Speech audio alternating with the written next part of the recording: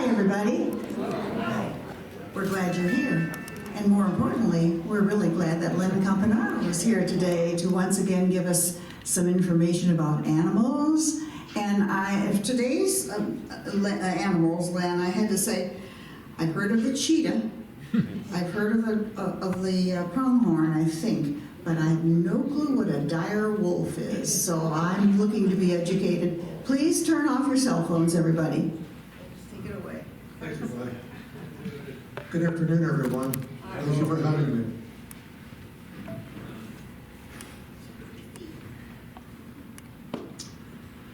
Well, wondering where this is? It's here. It's western part of the United States. All three animals that we're going to talk about today have resided or still reside in this part of the world. And today, as I said, we're going to get intimate with cheetahs, dire wolves, and pronghorns. We're going to start out our journey, though, in the savannas of Africa. And there, we're going to meet the fastest land mammal, the cheetah. Cheetah, Hindu word meaning spotted one. And they certainly fit that with all the spots they have. If you recall, probably last summer was the first presentation I did on cats. And back then, I explained the difference between big cats and small cats. And I said, big cats, while they're all feline, big cats are then classified as pantherinae, and small cats are classified as felinae. And even though the cheetah is a sizable cat, they are a small cat. And if you remember the difference, the key difference, as I mentioned, besides genetics, were that big cats, for the most part, can roar, where small cats can't. And big cats have round pupils in their eyes like we do, where small cats, if you've got a house cat, has that vertical pupil. So the cheetah is a small cat. Now, historically, their range spanned not just Africa, but also across Asia and North America. It's believed, scientists believe, that all cats originated in Asia and then migrated around the world from there. They have quite the history, cheetahs. They're quite different than other cats. They are able to be tamed fairly easily. And a lot of ancient civilizations often tamed these and used them as hunting animals. I mean, we've all heard of falconry, in which somebody has trained the bird to go catch another bird for them as cheetahs were the exact same way. In fact, probably the most famous owner of cheetahs was Kublai Khan, and he was known to have about a stable of about 2,000 of these that he used for hunting to get game for his people. Their modern habitat now is much smaller than it used to be. There are, as you see here on the map of Africa and the Middle East, it's quite fragmented. It's believed that there are 4 subspecies, but scientists are thinking that maybe there's a 5th. Down in the blue area in the lower part of Africa, particularly around Mozambique and a little bit into South Africa, we have the southern South African cheetah. The orange area up in Algeria, for the most part, is where you'll find the Western African. The red area is where they're debating whether or not that's 1 or 2 subspecies, East African cheetah. And then the Asiatic cheetah, considered the rarest cat in the world. You might think, didn't you tell me that before? I told you that the Amur leopard was the rarest big cat. These are little cats. This is actually the rarest cat in the world, this subspecies.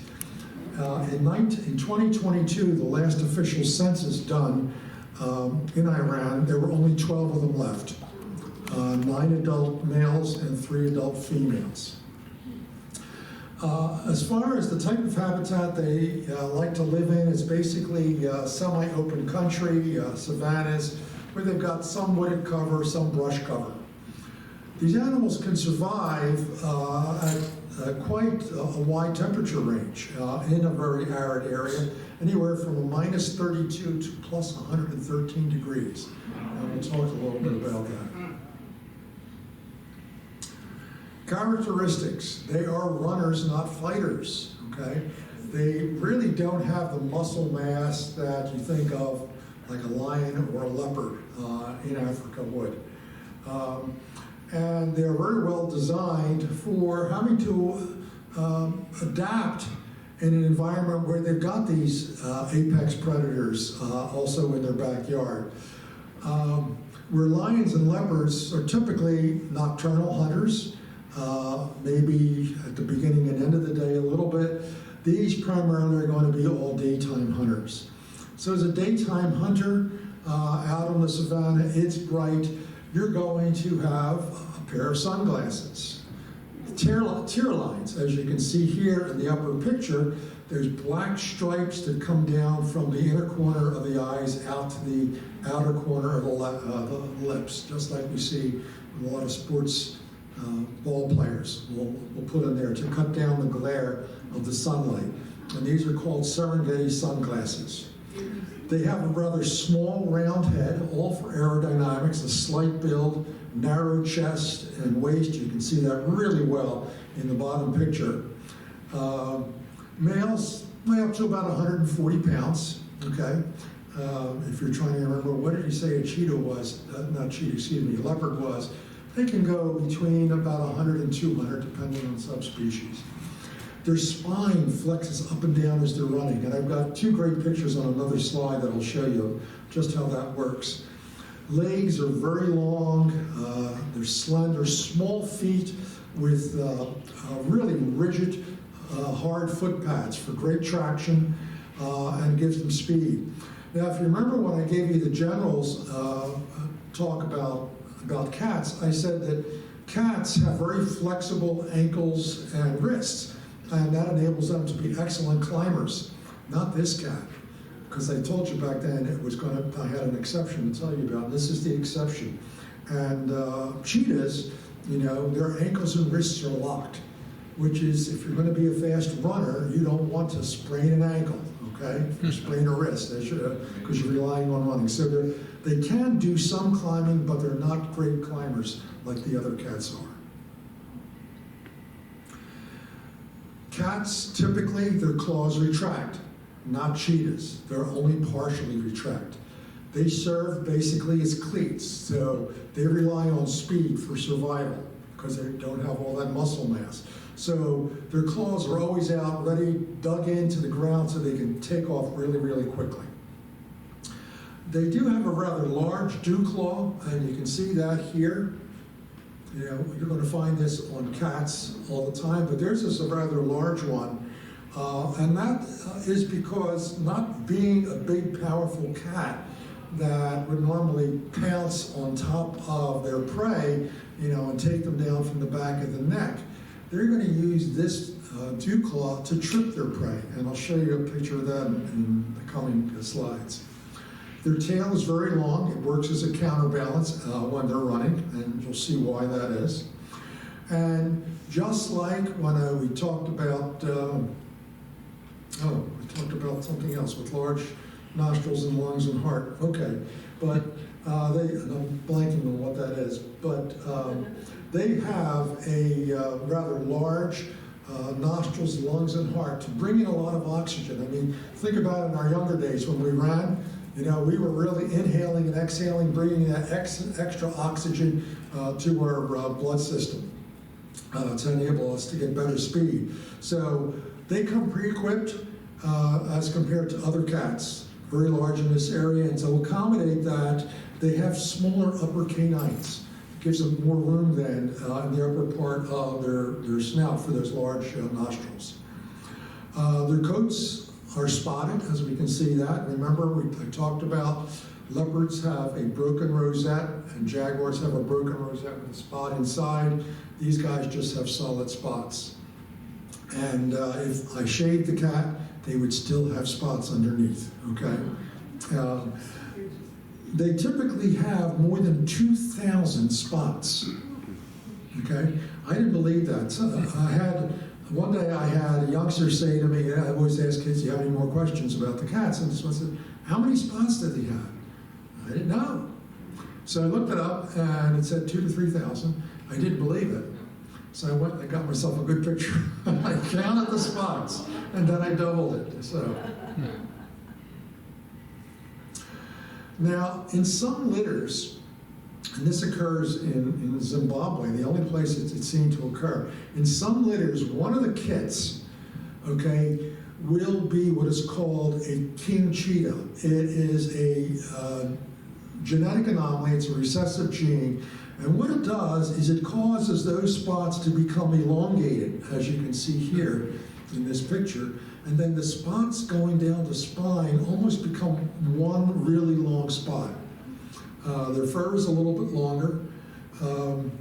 Nothing else is different except that they look a little bit different. So you may have a litter of 6 or 7 others that have the normal spotting, and you'll just have one outlier like this. And they're called king cheetahs, and we do not have any of these at the St. Louis Zoo.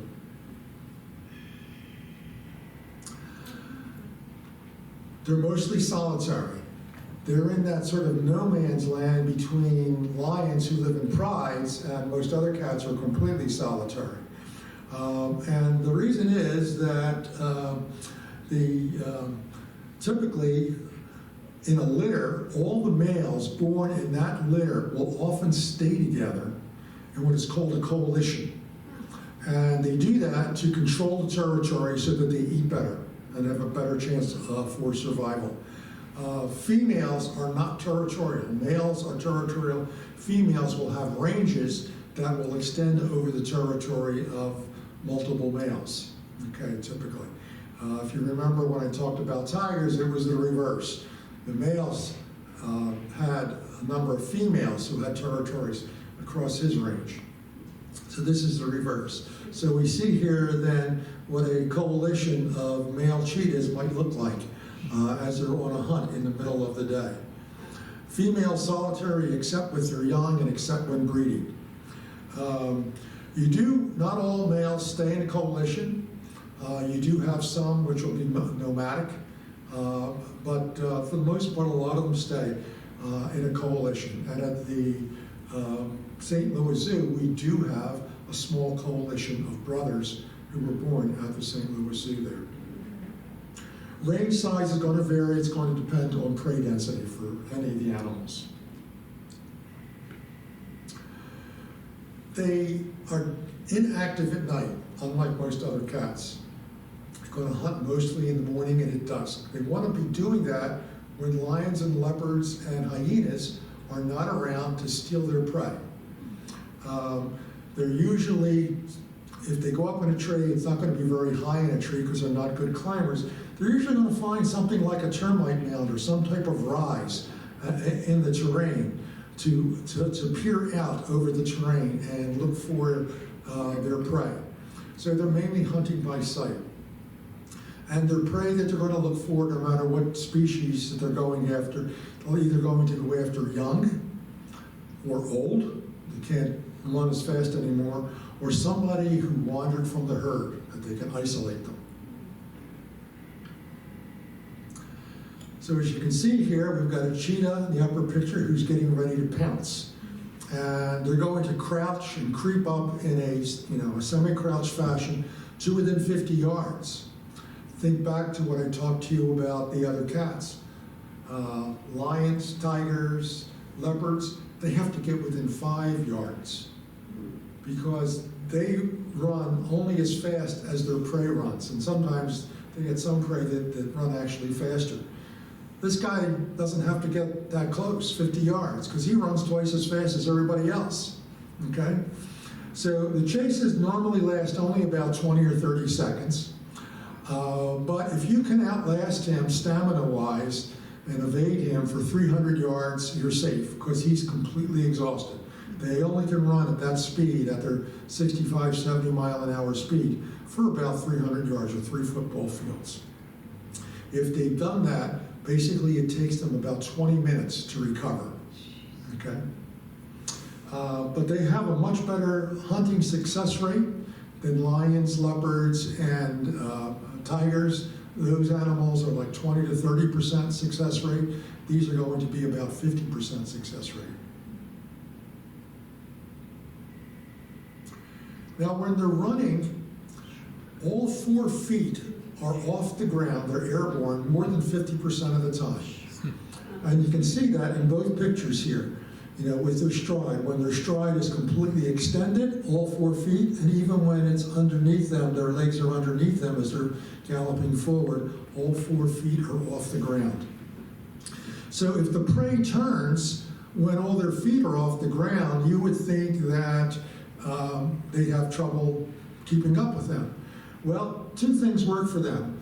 Notice that flexible spine. Look how that spine flexes up and down. It's like equally flexible to the side, that they can start turning in air even when they're not on the ground. And their tail actually works like the rudder of an airplane to help them also turn. Compared to a racehorse's stride is 20 to 25 feet. Cheetah's stride is 22 feet. So basically about the same as a racehorse. A racehorse does 2.3 strides per second. The cheetah does 4 strides per second, so you can see how much faster they are. Racehorses average about 43 miles an hour, maybe up to 45. You know, a cheetah, 65 to 70 miles an hour. If you've got a Chevy Corvette, 0 to 60 in 2.9 seconds. These guys, a little bit slower, 3.4 seconds.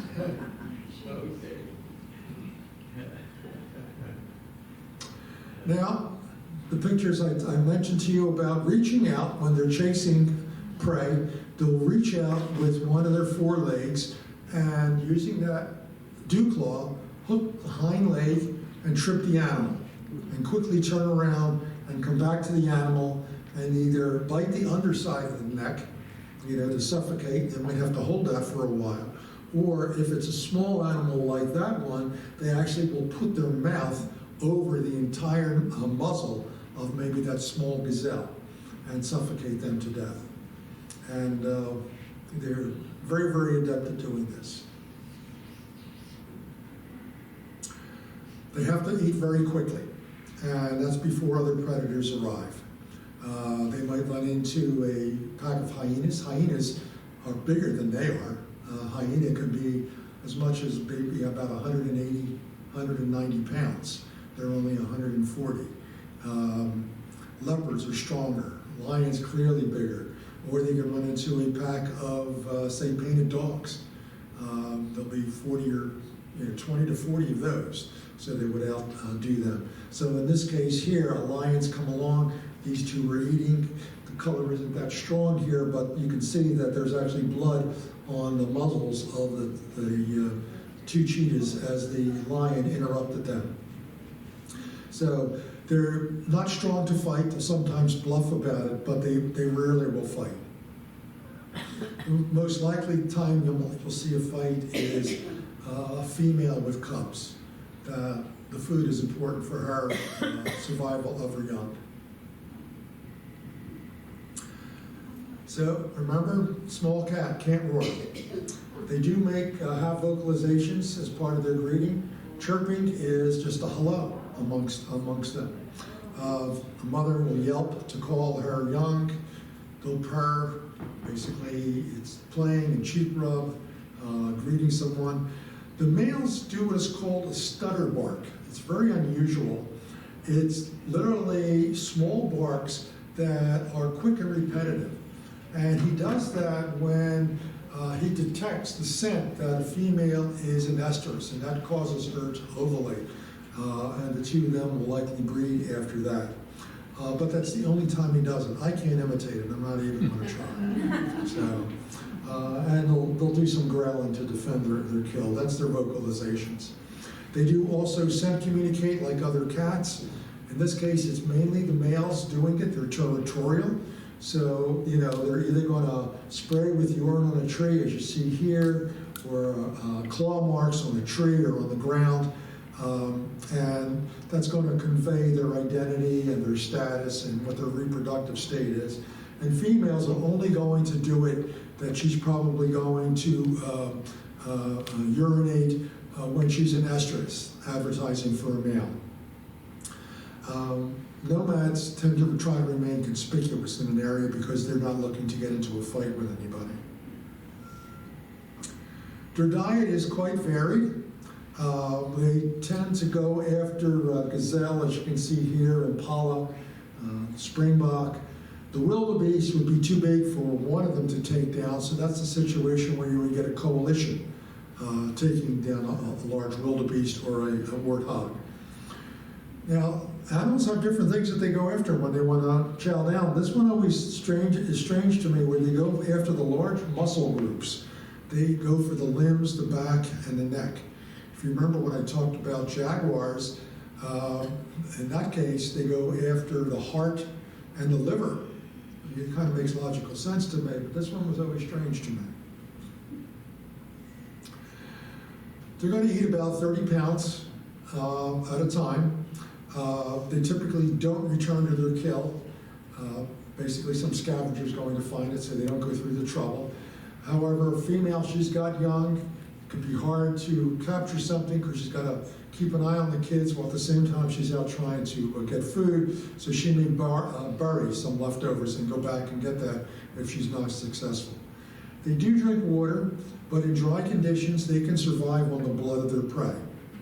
And in the Kalahari Desert, which is the picture that I have here for you, they survive on the moisture from wild-growing Tasama melons. And that's what that would look at in case you're ever in the Kalahari and you're thirsty. So just watch out for the cheetahs in the neighborhood. A warm weather animal, the year-round breeders. The female's going to flirt when she's in estrus. She'll scent mark, she'll roll, she'll be grooming herself. She does play hard to get. You know, she runs away when he approaches her. She growls at him when he sniffs near her, and when he sniffs her, she slaps him. But he then gets aggressive. He'll knock her down and nip at her hindquarters. Gestation is, roughly 95 days, give or take. Litter up to 8. Okay, rather large litter. And you'll understand that in a moment. 7 years ago, the St. Louis Zoo had one of these unusual litters. We had a litter of 8. So the norm is typically 3 or 4. But here you can see Mom with quite the litter size here. They're a dirty white-gray coloration when they're born.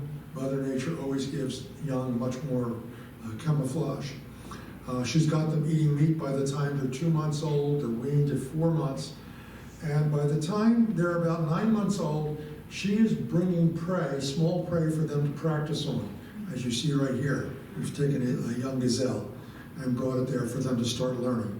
I said that by the time they're 12, 14 months of age, they're out there hunting with Mom. Mom has to teach them to avoid lions and hyenas. It's not instinctual. For that reason, even though they're in trouble in the wild, zoos can't rewild them because nobody's taught the animals in the zoo to be afraid of lions and hyenas. And with all the things the challenges that these animals have in the wild, the survival rate for her litter, only 5% survive. That's why their litters are so large. It's a really high survival rate, low survival rate, excuse me. You've heard me talk about some other cats where it may be a 33% survival rate or a 50% survival rate and so forth. But for this, it's even less still. The litter leaves Mom at about 18 months, similar to you'll find with leopards. The litter will stay together for another 6 months. Okay, we saw that behavior in tiger cubs, and they do it for about a year. And then this is the point in time where the females are going to leave any brothers, and the brothers may or may not stay together. oftentimes they stay together and form that coalition. They're all sexually mature at about 2 years of age. Longevity in the wild is only about 7 to 8 years. In managed care, it's about 12.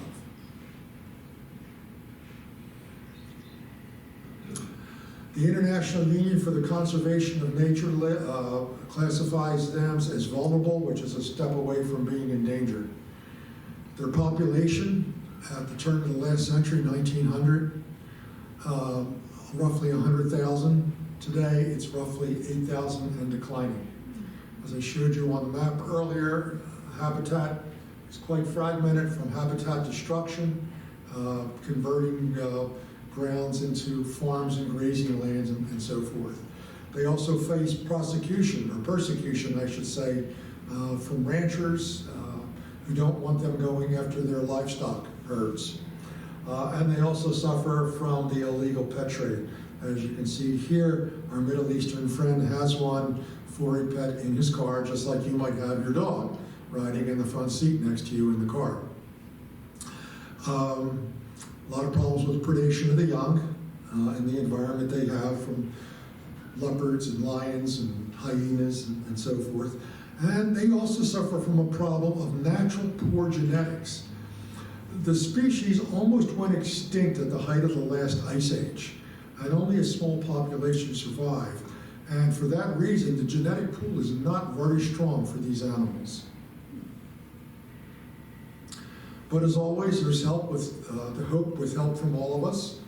A number of wildlife parks in Africa have been established to protect them. Westgate in Kenya. Kenya does a lot to protect wild animals, and Westgate in Kenya is particularly focused on them. AZA zoos like St. Louis do a lot to help these animals. They raise assurance populations so that they don't go extinct in the wild. St. Louis has really been one of the leaders in breeding them. There's probably been over 50 born here over the years. A lot of research is going on right now. St. Louis is involved with females doing mate selection based on the scent of the male. And also work has been done to reduce livestock conflicts. One of the things that's been determined is that if you use these rather large dogs, the Anatoly Shepherds or the Venetian Ridgebacks, the cats are naturally afraid of them. The dog doesn't have to chase the cat. The dog just needs to be with the herd. And the cat sees that large dog and they take off. They don't want any parts of it. The other thing that's been found to work are donkeys. Just put a donkey in with a group of goats. The donkey thinks that's his family. And he will stand and fight. And he's got a very deadly kick. So that's another thing. So a lot of this has been educating farmers that they don't have to go out and kill the leopards to keep their livestock safe. They can simply do it this way, just to add in one more animal into the mix. So, like I say, our zoo does a lot in this area, so another reason to support the zoo. Fun fact, though, is that dogs are their best friends, okay? San Diego got into this over 40 years ago. Cheetahs are kind of really high-strung. They're kind of skittish animals and almost afraid of their own shadows at times. And they found that if they paired a puppy with a kid at a very young age, maybe about 6 months or so, they will bond for life and they'll do everything together. They'll sleep together, they'll eat together, they'll go to the vet together, and they'll be the entire time together. And before the pandemic, you could go to the San Diego Zoo and you would find them taking a dog and a cheetah around the zoo on a leash while the public was there. And it was really fun stuff to see. So, but anyhow, they can be their best friends. At the St. Louis Zoo, we have 5 cheetahs. We have 3 males and 2 females. Plumzika is the oldest. She's a female. She's 10 years of age, so she's kind of up there. Vader, the male, is the oldest male at 8, and Cora, the other female, at 4. There's actually a breeding recommendation for them, and we're hoping that they do breed, and then we have some cheetah kids again. And then there's also remnants of a brother coalition. Other brothers went to another zoo, but Tatu and Ambili, they're about 7 years of age, and they still reside at the zoo. Too much of their genetic makeup out there, so they will not be breeders.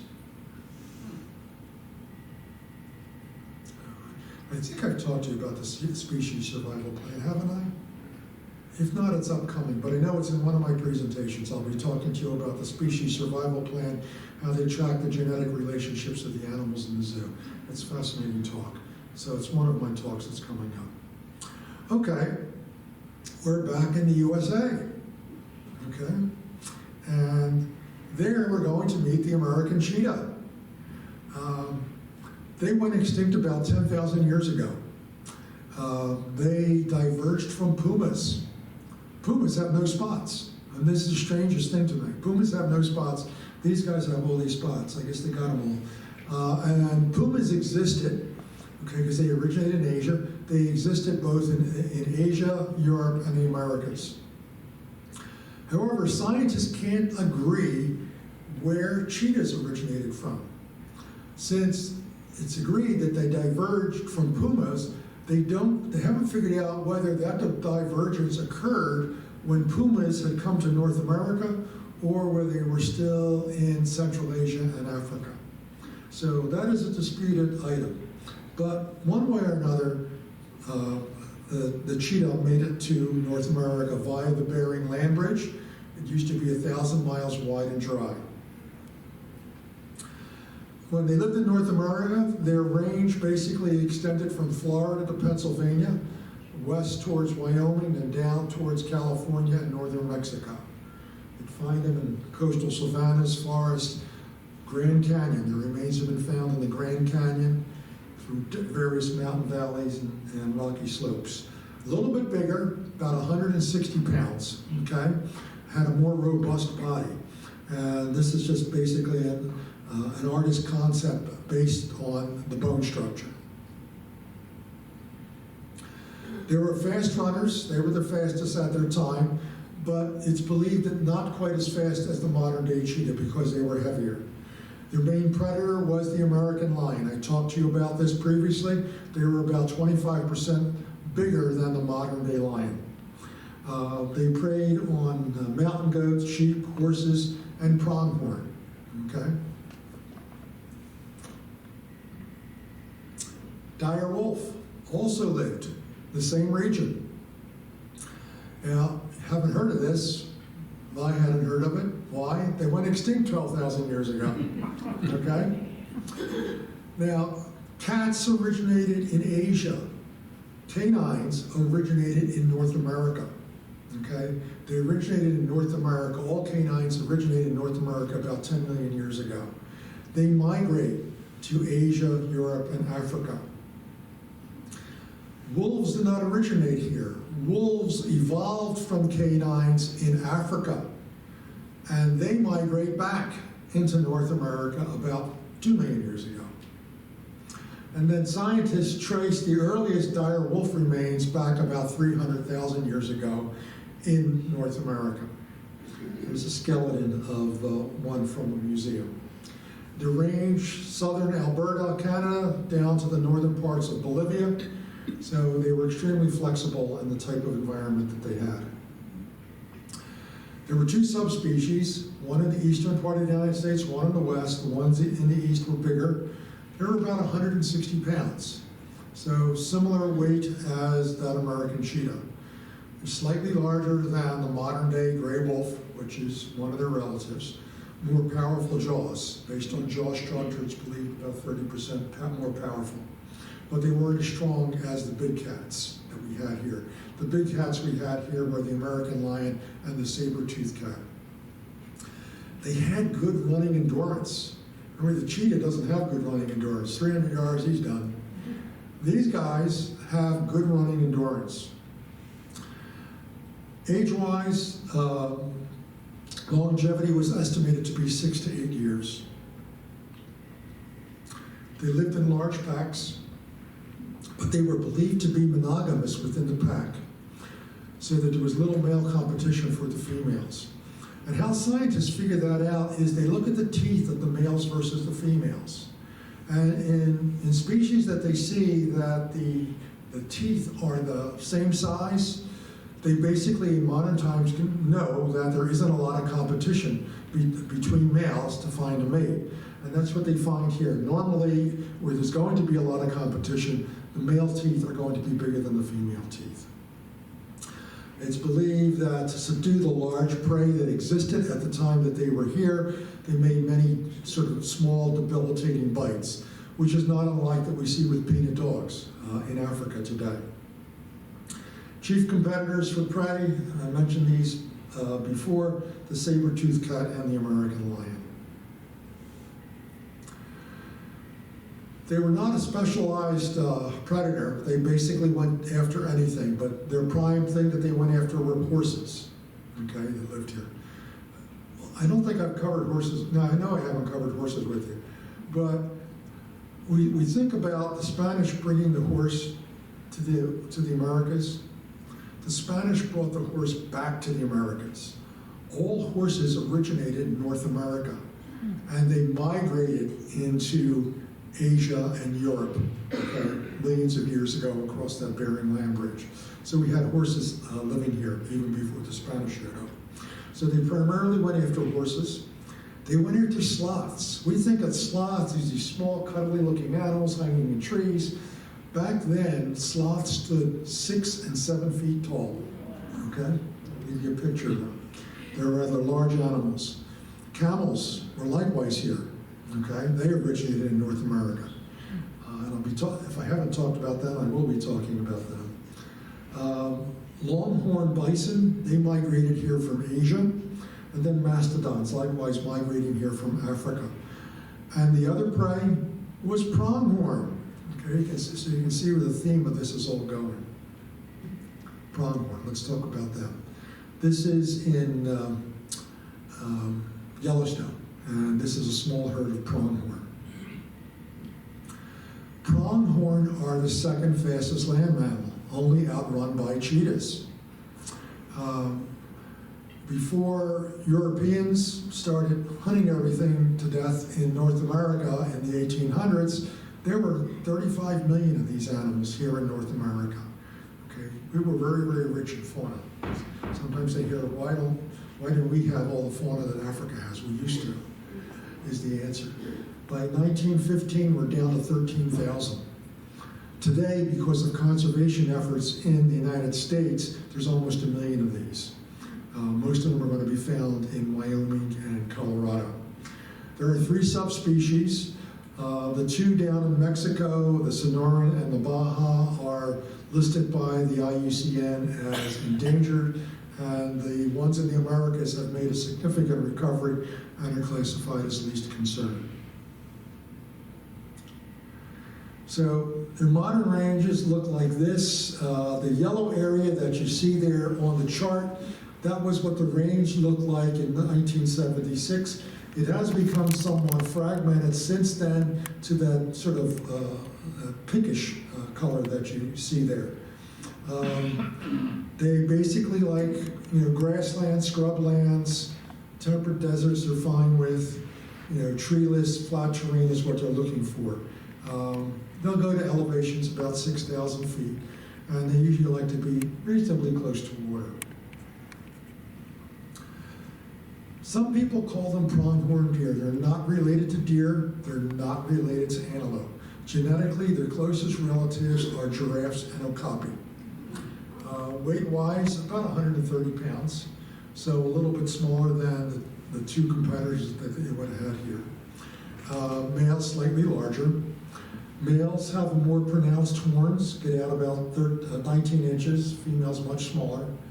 The males basically are using them to fight over females during the rutting season. Now the horn is a combination of bone covered with a keratin sheath that is shed annually. Let me show you what that looks like. So you can see here in the left picture, we have the skull and then that sheath fitting over it that they will lose each year, much like deer lose their antlers. And that's what it looks like. And you literally can find those lying around on the ground, where they typically shed in late November and December after the breeding in the rut season. Distinguishing characteristics: rather large white rump patch, white chest, belly, white cheeks, as you can see, and that long black band that comes down from their eyes down to their snout. An animal that runs a lot, okay, like a cheetah. Large nostrils, lungs, and heart again. So it enables them to run a lot and run quickly. Large eyes, inch and a half in diameter. They can see movement 4 miles away. You know, the arc of a human vision is 180 degrees, 120 in front of us, and then 30 peripheral on either side. These guys, 300-degree arc of vision. So it enabled them to see predators coming from quite a long distance, movement, and really hard to sneak up on them with that large arc of vision that they would have. So even though they didn't run as fast, quite as fast as a cheetah, okay, if they saw the cheetah at far enough distance, they could get away from the cheetah because he was only good for 300 yards. Typically small herds for most of the year, and then in fall, the rut season is when they'll come together up to about 1,000. So they have really great stamina. They're long distance runners. Not only do they have speed for short distances when they need it, up to 55 miles an hour for about a half mile, so longer than a cheetah, but they have good stamina at 35 miles an hour for about 4 miles. So that dire wolf had the stamina but not the speed. The cheetah had the speed but not the stamina. This animal has a combination of both. This animal survives where the others went extinct here. They're herbivores. They're going to eat a variety of different grasses and so forth. Usually forage early in the day and then at dusk again. As ruminants, they have a multi-chambered stomach. And how much do they eat? It takes 38 of them to eat the equivalent of what one cow will eat in the course of a day. So they don't tend to eat a lot. It's kind of interesting that both the males and the females have their own unique strategies that they use for breeding. Female's got 3 different tactics she can take. She'll either go around sampling males to find out who she likes, or she'll incite a couple of males to fight over her, or she will quietly approach one male, and that's it. Males, when there's not a lot of resources, they will become territorial over the resources and fight off the other males and allow the females in. Or if you've got a balance of resources and sexes, then you'll wind up having, fighting over dominance in the group. And then where the populations are low, rather than trying to collect resources, the male is trying to collect himself a harem. So various strategies depending on what their situation is. In the animals I've studied, I've not seen this behavior in other animals where both the male and female will have varying strategies. Typically breed in the fall, September, October. If the female likes the male, she's going to raise her tail, excuse me. Gestation, roughly 7.5 months. Usually has 2 fawns. You can see in the lower picture here. Now, the whole herd will breed at the same time so that they have synchronous birthing amongst the whole herd, all the females. So within basically a 10-day window, they will all give birth. And it's a survival strategy for the species. You've got wolves, okay, easily can outrun a fawn. But if they all give birth at the same time, the wolves can't possibly eat all the fawns. So some will always survive. Where if the breeding was stretched out, he could easily pick off, all the fawns as they were born. So it's a species survival strategy. They're mature at about 1.5 years. Their longevity is roughly about 9 years. We do not have these here at the St. Louis Zoo. The big problem is humans hunting. It's pretty well controlled in North America, or in the U.S., not so much in Mexico. They've lost a lot of ground for development and agricultural purposes, but fencing is a big problem. While these guys have great stamina, they can't jump. So if they get cornered against a fence, their goose is literally cooked. Natural predators, what you find out there now: wolves, coyote, puma, bobcat. Golden eagles will go after the fawns, and jaguars down in Mexico. But again, there's hope with help from all of us. We need to maintain the Endangered Species Act. It's brought so many animals back that almost have gone extinct the last 100 years or so.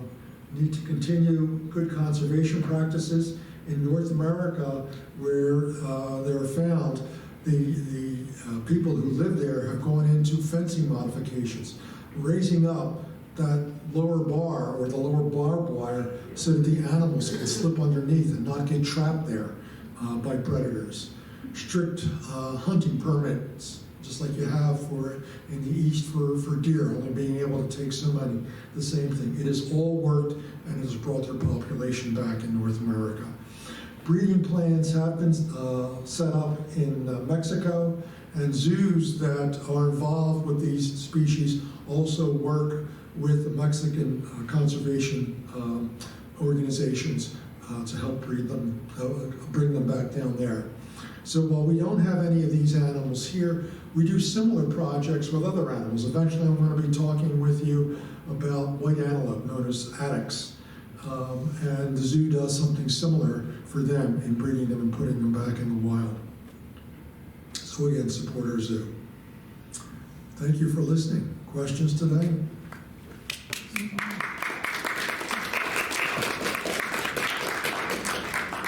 The cheetah has these black marks coming down the eyes. Do they serve any purposes? Yeah, it's basically to cut the glare of the sun as we're looking out over the savannah. Yeah, that's the purpose, because they're daytime hunters when lions and leopards are typically sleeping. Yes, sir. Yeah, I've never heard of the term of dire wolf even. What was the distinction? Why would they be different from the wolves we see today? It's going to be genetics and size. Okay, that's all it is. It's genetics and size. They are bigger than the modern day gray wolf. Is there much cooperation between Mexico and the U.S. on some of these animals? Yeah, there is. I don't know, the political environment is changing. If that continues, I don't know. But there has been. And I know that the San Diego Zoo, where you could find the pronghorn there, they were part of a breeding group that was used with the Mexicans to breed up the population down there. So, because that's where the problem is, to keep them from going extinct. The San Diego Zoo worked with the breeding group in Baja. Yes, sir. Ken. Did their large ears enhance their hearing capability? It typically will. It typically will. But these, you're talking about the pronghorn? Yeah. Yeah. But they mainly rely on eyesight. That's what they're going to rely on. They need to see the predator at a distance, because the predator, going back, was a faster runner. So you wanted to, make sure you saw them at a distance so you can get a head start and then outrun them. Other questions? Anybody? Well, I wanted to give you a treat, and this is Jet. He's 4 months old right now. He's the baby elephant at the zoo. He hasn't been out on much public display. If you were lucky enough, sometimes I understood you might catch a view of him if you were riding the train. He was in the back paddock. But over the next couple of weeks, as the weather's gotten nicer, he's going to be out there with his mom and aunties. There, are you associated with the zoo? I'm a docent at the zoo. You're the what? I'm docent. I'm there 4 days a week talking about animals. Okay. Yeah, I did this for 11 years, at the San Diego Zoo. So most of my slides are based on that, but the later talks that I'm going to give you is what I've learned at the St. Louis Zoo. So I'll be doing a lot of focus on more animals at the St. Louis Zoo than elsewhere. So our next pardon me? Oh, I thought somebody had a question. Okay.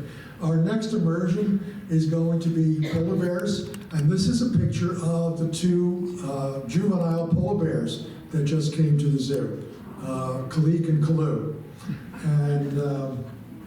And then I'm also going to be talking about Arctic fox, the only animal that regularly crosses the North Pole. North Pole is too cold for polar bears, so I'll be talking to you about those. With this presentation, I'm also going to give you a talk. I don't have it listed here, but part of the talk, the last few slides, I'll be talking about animal welfare programs at AZA zoos and how the animals, how you ensure that they're physically, mentally, and emotionally in a good place. It's very interesting stuff. So, I think we are so fortunate to have had Len here, and we'll have him for more presentations. They're wonderful. Please give him a big round of applause. thank you. This is number 10 of 20 that I have. So we're only halfway through. Good. We'll be here for the next couple months. Good. Thank you, Len. You're welcome. Have a great day.